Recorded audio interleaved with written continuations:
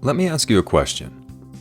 What would happen if you improved by 1% each day? Do you think you'd get solid results? What if I told you that in 1 year, you would be 37.78 times better than you were when you started? Do you want to know more? Then stay tuned. Don't move, because we are about to discuss the powerful principles from the New York Times bestseller, Atomic Habits by James Clear. Let's get right into the lessons from this book. Lesson 1. Tiny behavioral changes make a big difference. The power to change ourselves lies in our ability to take small steps and make incremental improvements, which, over time, produce huge results. The author says it like this: habits are the compound interest of self-improvement. As we talked about earlier, if you improve just 1% each day, you'll be over 37 times better in a year. On the other hand, if you get 1% worse each day, you'll end up pretty close to zero. Let's put this on a graph so you can visualize the concept. Here's what 1% of daily improvement looks like over the course of a year. Now, here's what 1% of daily decline looks like. When you improve by 1% each day, you often won't see solid results for months, or maybe even years. But eventually, your efforts start compounding, and the effects of your habits begin to multiply as you repeat them. The delay in results is trouble for most people because they want instant gratification. This line represents what people expect. They expect immediate, steady, and constant reinforcement for their efforts. The divide between what people expect to happen and what happens in reality is what the author calls the valley of disappointment. The valley of disappointment is where people put in lots of hard work and get nothing in return, at least in the beginning. This is when people give up on their good habits. So, when you start a new habit, remember the 1% improvement line. Sure, the results might take a while to materialize, but once they do, you'll be glad you stuck with your habits. If you're interested in this valley of disappointment concept and would like to learn more about it, check out The Dip by Seth Godin. Now, let's move on to Lesson 2. Focus on systems, not goals. James explains that goals are about the results you want to achieve, and systems are the processes that lead to the results you want to achieve. Systems are how you reach your goals. For example, if you're an entrepreneur, your goal might be to build a $10 million business. Your system is how you hire your employees, run your marketing campaigns, and finance your operations. Here are the 4 problems that arise when you focus on goals instead of systems. Problem 1. Winners and losers have the same goals. Every Olympian wants to win the gold medal, and every applicant wants to get the job. However, not everyone can win the gold medal, and not everyone gets the job. Therefore, if everybody shares the same goals, then the goal itself cannot be the differentiating factor between success and failure. Problem 2. Achieving a goal is only a momentary change. Let's say your goal is to clean your room. Once you clean your room, you've accomplished your goal. However, if you don't change your system, if you don't change your sloppy habits which led to the messy room in the first place, your room will soon be dirty again. James says it like this: fix the inputs and the outputs will fix themselves. Let's move on to problem 3. Goals restrict your happiness. People often think, once I reach my goal, then I'll be happy. The problem with this way of thinking is that it makes us miserable in the present moment, because it makes our joy contingent upon achieving some future goal. If we focus on our systems instead of our goals, we can be happy right now because we know we're progressing toward the success we desire. Finally, let's talk about problem 4. Goals are at odds with our long-term progress.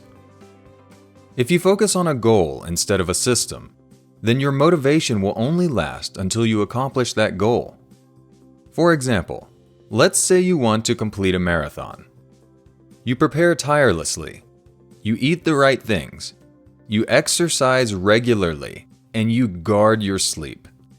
Then, you finish the marathon and have nothing to motivate you, so you stop training. That's what happens when we focus on goals instead of systems. James says it like this: "The purpose of setting goals is to win the game. The purpose of building systems is to continue playing the game." Let's move on to Lesson 3, the 4 laws of behavior change. We'll start by discussing habit formation. Habit formation can be split into 4 stages, which James calls the habit loop. The first stage is the cue. The cue triggers our brain to initiate a behavior or action. It's about noticing a reward. The second stage is craving. The craving is the motivational force or the impetus behind the habit. It's about desiring the reward. The third stage is response. The response is the actual habit we perform. It's about obtaining the reward. The final stage is reward. The reward itself is the end goal of our action. The reward is about satisfying our cravings. The habit loop provides the foundation for the 4 laws of behavior change, which we will talk about right now. The first law of behavior change is make it obvious. There are several things you can do to make your desired habit more obvious. First, increase your awareness of your habits by keeping track of everything you do each day. Your list for the morning might look something like this: wake up, turn off the alarm, go to the bathroom, brush my teeth, walk to the kitchen, pour a cup of coffee, check my phone, take a shower. You get the point. Track your behavior for several days, and you'll have the data you need to begin spotting and eliminating some bad habits. Next, create a specific plan. Name the activity, the what, the time, the when, the location, the where, and if you really want to stick to your habit, pair it with another existing habit, which the author calls habit stacking. For example, your plan might look something like this: I'm going to read every morning at 6:15 a.m. at my desk while I drink my morning coffee. You can also make your habit more obvious by designing your environment to increase your exposure to cues for good habits and decrease your exposure to cues for bad habits. I use this technique to help me eat healthier. So, for example, instead of leaving chips or cookies out on my kitchen counter, I set out apples and almonds instead. That way, if I reach for a snack, it's a healthy one. Now, let's move on to the second law. Make it attractive. Here are some ways you might make your desired habit more attractive. The first thing you can do is pair the habit with something you already love to do. For example, you might only allow yourself to watch your favorite shows while you're exercising. Or you might listen to a great audiobook while you clean your house. Next, spend time with people that engage in your desired behavior. As a general rule, we behave like those closest to us. Finally, use positive reframing.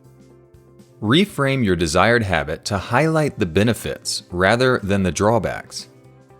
For example, if the habit you want to build is daily exercise, focus on the benefits of being healthy and all the activities you can do with a strong body.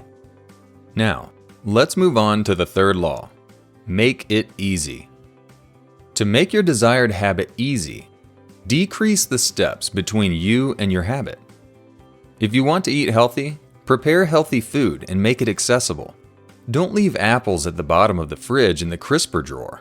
Instead, chop the apples up and put them in a bowl out in the open where you can easily access them. Next, you can prime your environment for future use. If you want to read in the mornings, program your coffee maker to brew early and set your book at your desk so that you can easily get started reading first thing in the morning.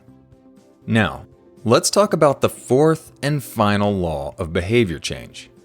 Make it satisfying. Here are some things you can do to make your habit more satisfying. First, use reinforcement. Reward yourself for sticking to your habits. Reinforcement connects your habit to an immediate reward, which makes the habit more satisfying when you finish. James tells us, "What is immediately rewarded is repeated. What is immediately punished is avoided." Next, track your habit streak. Every day you stick to your habit, put a big X on your calendar. This makes your success visible.